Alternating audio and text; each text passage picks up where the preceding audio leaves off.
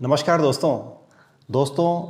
आज के इस वीडियो में हम एमएसएमई सेक्टर से जुड़े हुए फर्दर जो भी अनाउंसमेंट है स्टेट गवर्नमेंट के उनके बारे में हम आज डिस्कस करने वाले हैं।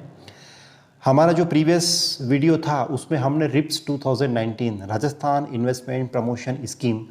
2019 जो कि स्टेट गवर्नमेंट के द्वारा इशू की गई थी इंडस्ट्री को अट्रैक्ट करने के लिए, राजस्थान में इन्वेस्टमेंट को अट्रैक्ट करने के लिए हमने आपको बताया था कि उस स्कीम में क्या क्या बेनिफिट्स अवेलेबल है। और उसी वीडियो में हमने आपको ये भी कहा था कि चूंकि हिमाचल प्रदेश एक बहुत बड़ा इंडस्ट्री डेस्टिनेशन बना हुआ है अपनी कंट्री के लिए, काफ़ी जो इंडस्ट्री हाउस हैं वो अट्रैक्ट होते हैं हिमाचल की ओर। क्या रीज़न है, हिमाचल की जो सरकार है उन्होंने क्या क्या सहूलियत एक इंडस्ट्रियलिस्ट को, एक व्यापारी को वहाँ पे दी है, उनके बारे में हम यहाँ जानने का प्रयास करेंगे। और हाँ, इस वीडियो में हम ये भी जानेंगे कि राजस्थान की पॉलिसी और हिमाचल की पॉलिसी में क्या अंतर है, यानी कि ऐसे कौन सी पॉलिसी पैरामीटर्स है जहाँ पे राजस्थान की पॉलिसी ज़्यादा बेटर है और ऐसे कौन से पैरामीटर्स है जहाँ पे हिमाचल की जो पॉलिसी है वो ज़्यादा बेटर है। तो दोस्तों आइए शुरू करते हैं आज के इस इंटरेस्टिंग वीडियो को। दोस्तों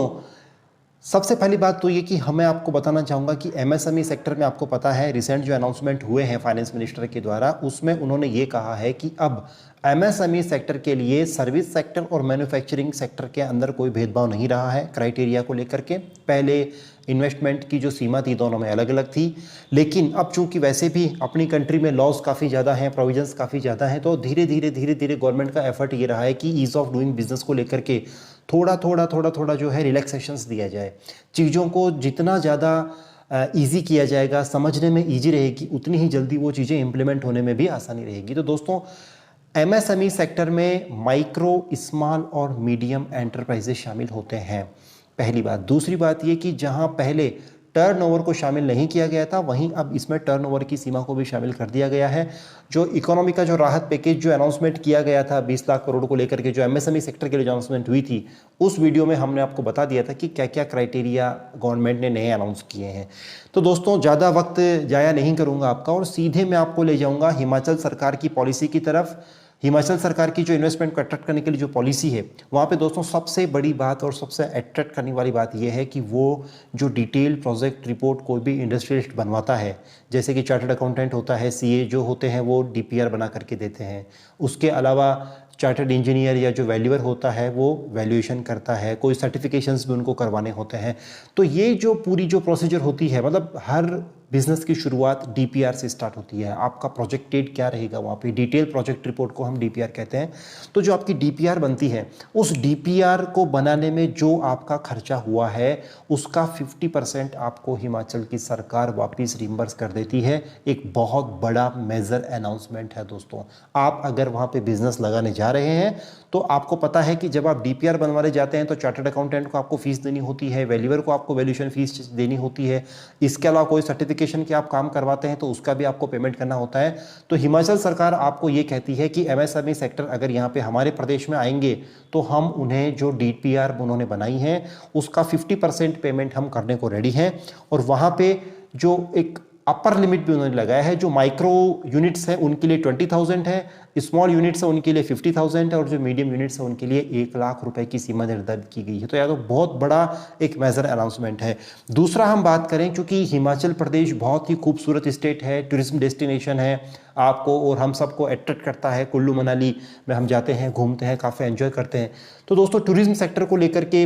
भी एक वहाँ पे अलग अनाउंसमेंट है, लेकिन आज हमारा जो फोकस होगा एमएसएमई सेक्टर को, खास करके जो बाहर के जो बंदे हैं, जैसे आप राजस्थान से हैं, महाराष्ट्र से हैं, गुजरात से हैं, आप एक कैलकुलेशन कर रहे हैं कि मैं अपना प्रोजेक्ट राजस्थान में स्टैब्लिश करूं या हिमाचल में स्टैब्लिश करूं, तो उसके ऊपर हमारा पूरा फोकस रहेगा और प्रैक्टिकल इश्यूज के ऊपर हम लोग आज डिस्कस करने वाले हैं।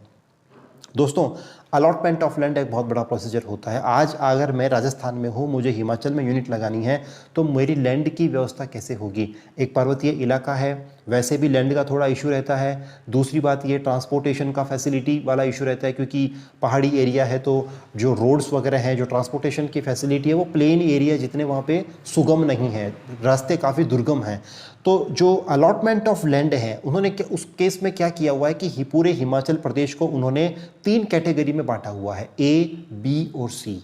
हम ज़्यादा आपको उलझाना नहीं चाहेंगे, हम आपको ये कहना चाहेंगे कि इंडस्ट्री के लिहाज से हम जिन डिस्ट्रिक्ट की बात करते हैं उनमें मोस्टली बिलासपुर, चंबा, कुल्लू, कांगड़ा और सोलन, ये कुछ महत्वपूर्ण डिस्ट्रिक्ट्स के बारे में हम लोग डिस्कस करना चाहेंगे जिन और इन सभी डिस्ट्रिक्ट्स को जो है बी कैटेगरी में रखा गया है। आपको पता होगा दोस्तों, जो ज़्यादातर जो फार्मा प्रोडक्ट्स हैं, जो दवाइयाँ होती है वो सोलन, बद्दी वहाँ मैन्युफैक्चर होती है, तो जो सोलन का जो एरिया है ये बी कैटेगरी में रखा गया है। अब जो मैं आपको अनाउंसमेंट के लिए जो बताना चाहूँगा आप उनको उसी हिसाब से समझिएगा, क्योंकि मैं आपको ए, बी और सी तीनों कैटेगरी के बारे में बताने वाला हूँ। दोस्तों, जो लैंड का अलॉटमेंट होता है उसके केस में एरिया वाइज जो प्रीमियम या जो फिक्स चार्जेस कर रखे हैं लैंड के, उसमें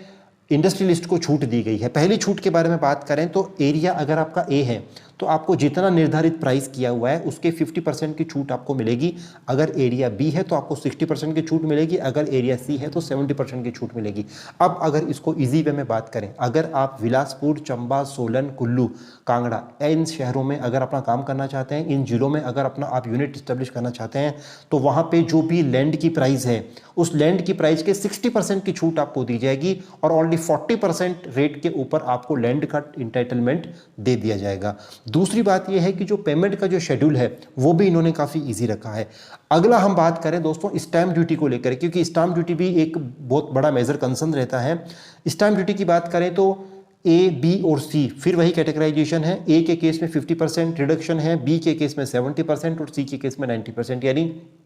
मैं फिर वही बात कहूँगा, जो मैंने 5 या 6 डिस्ट्रिक्ट्स आपको बताए हैं उनमें अगर आप अपने यूनिट इस्टेब्लिश करोगे तो स्टैम्प ड्यूटी का जो पेमेंट होगा उसमें आपको 70% का छूट मिलने वाला है, क्योंकि वो जो डिस्ट्रिक्ट्स हैं वो बी में फॉल कर रहे हैं। उसके बाद में एग्जम्पशन की बात करें तो जो कन्वर्जन होगा लैंड का, कन्वर्जन जो होगा लैंड का वो बिल्कुल फ्री ऑफ कॉस्ट रखा गया है, उसके कोई चार्जेस आपसे नहीं लिए जाएंगे। उसके बाद में दोस्तों टर्म लोन के ऊपर इंटरेस्ट के ऊपर सबवेंशन स्कीम यहाँ पे दी गई है कि 3% की रेट पे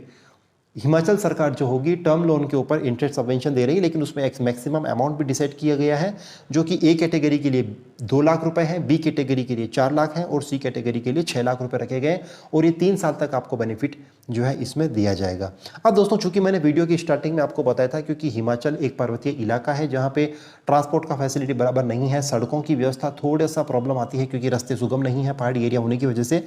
तो इन्वेस्टमेंट को अट्रैक्ट करने के लिए ट्रांसपोर्ट की सब्सिडी या ट्रांसपोर्ट के ऊपर भी असिस्टेंस गवर्नमेंट के द्वारा वहाँ पे दी जा रही है ताकि इन्वेस्टमेंट को अट्रैक्ट कर सकें। जानते हैं क्या वो स्कीम्स हैं। तो दोस्तों अगर आप इनलैंड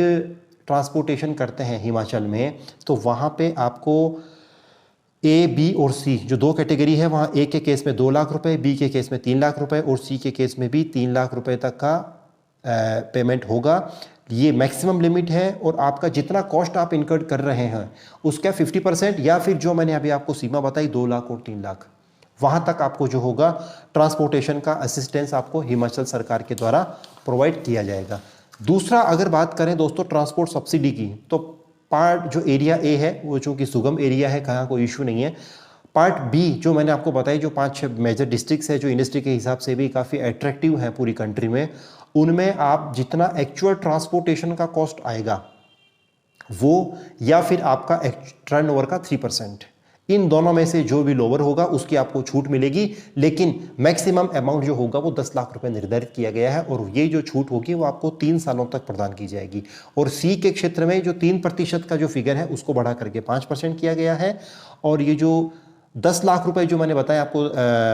3 इयर्स के लिए, इसको बढ़ा करके 5 इयर्स किया गया है। तो ये ट्रांसपोर्टेशन के फील्ड में भी ये जो गवर्नमेंट है हिमाचल की वो अच्छे बेनिफिट्स दे रही है। टेक्नोलॉजी की बात करें तो जितना खर्चा हमारे द्वारा किया जाएगा उसका 50% जो एक्सपेंसेस होगा वो हिमाचल सरकार के द्वारा सब्सिडी के रूप में हमें वापस दिया जाएगा। SGST के अगर रिम्बर्समेंट की बात करें, आप हिमाचल में माल बेचोगे तो आपको SGST सप्लाई करोगे तो SGST एप्लीकेबल होगा और CGST और SGST में जो SGST का जो पार्ट होगा जो कि हिमाचल सरकार का जिसके ऊपर अधिकार होता है, तो वो जो SGST की फिगर है वो बी के केस में 80% आपको छूट दी जाएगी 7 इयर्स तक। यानी आप मान लीजिए कोई 5% की जिसकी रेट है, 5% का वैल्यू है जिसका, तो उसका ऊपर जो 2.5% का जो SGST है तो 2.5% का जो 8% है वो आपसे 80% है वो आपको छूट दी जाएगी। ओनली 20% रिकवरी ही आपसे उस केस में की जाएगी। और एक दूसरा जो सबसे बड़ा मेजर जो इसमें कहा गया है कि जो भी परमिशंस आपको लेनी होती है स्टेट गवर्नमेंट से वो मेजरली आपको 2 से 3 दिन में दे दी जाएगी और मेजॉरिटी जो भी अनाउंसमेंट आपको जो एफिडेविट्स वगैरह देने हैं वो सेल्फ सर्टिफिकेशन बेसिस के ऊपर मान लिए जाएंगे। तो ये दोस्तों एक बहुत बड़े कुछ मेजर अनाउंसमेंट है जो इनिशियली किसी भी इंडस्ट्रियलिस्ट को ऑटोमेटिकली अट्रैक्ट करते हैं कि वो हिमाचल में जाकर के अपना बिजनेस करे, अपनी कोई यूनिट स्टेब्लिश करे। दोस्तों एक नेगेटिव लिस्ट जो दी गई है वो करीब करीब कॉमन सी है। राजस्थान और हिमाचल की बात करें तो टोबैको और सिगरेट, पान मसाला, ये सब राजस्थान में भी थे और यहाँ पर भी हैं। यहाँ पे कोल बेस्ड जो थर्मल पावर प्लांट है वो नेगेटिव लिस्ट में रखे गए हैं और इसके अलावा मिनरल्स और केमिकल फर्टिलाइजर्स से रिलेटेड जो यूनिट्स हैं ये भी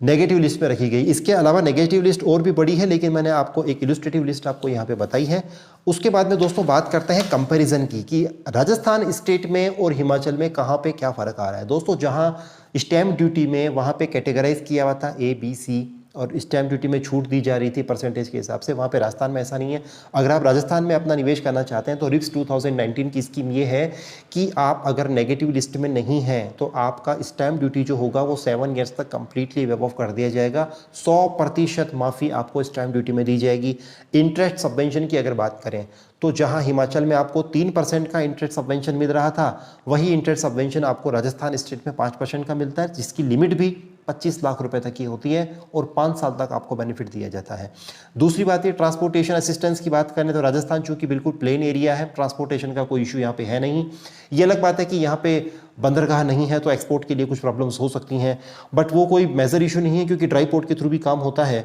लेकिन प्लेन एरिया जो है, प्लेन एरिया होने की वजह से स्टेट गवर्नमेंट के द्वारा कोई ट्रांसपोर्टेशन असिस्टेंस या ट्रांसपोर्ट के ऊपर कोई तरह का सब्सिडी नहीं दिया जा रहा है। और SGST की रिम्बर्समेंट की बात करें तो SGST अगर आप थ्रस्ट सेक्टर में नहीं है तो SGST का 75% आपको 7 ईयर्स तक बेनिफिट गवर्नमेंट दे रही है। SGST में आपको छूट दे रही है। और अगर आप थ्रस्ट सेक्टर में जैसे dairy sector, chemical sector, textile, tourism है, फिल्म सिटी है, DMIC एरिया में आप काम करते हो, सोलर में काम करते हो या फिर फुटवेयर इंडस्ट्री आप लगाना चाहते हो, तो ये कुछ जो थ्रस्ट सेक्टर है अगर आप उनमें काम कर रहे हो तो आपको 100% SGST में जो है सहूलियत दी जा रही है। तो दोस्तों ये आज के इस वीडियो में हमने आपको बताया हिमाचल में क्या बेनिफिट्स दिए जा रहे हैं, राजस्थान को उनसे हमने कंपेरिजन बताया। अब चूंकि हमारे पास में रिप्स 2019 को लेकर के जो हमने वीडियो जारी किया था उसके बाद में काफ़ी क्वेरीज आ रही हैं फूड प्रोसेसिंग सेक्टर को लेकर के कि सर मैं अपनी एक स्पाइस फैक्ट्री लगाना चाहता हूं, मैं कुछ और यूनिट लगाना चाहता हूं, कोई डेयरी का प्लांट लगाना चाहता हूं, तो सर एक कंप्लीट वीडियो बना करके दीजिए जिसमें हमें पता लगे कि फ्रेट के ऊपर क्या सब्सिडी है और जो भी बेनिफिट्स हैं।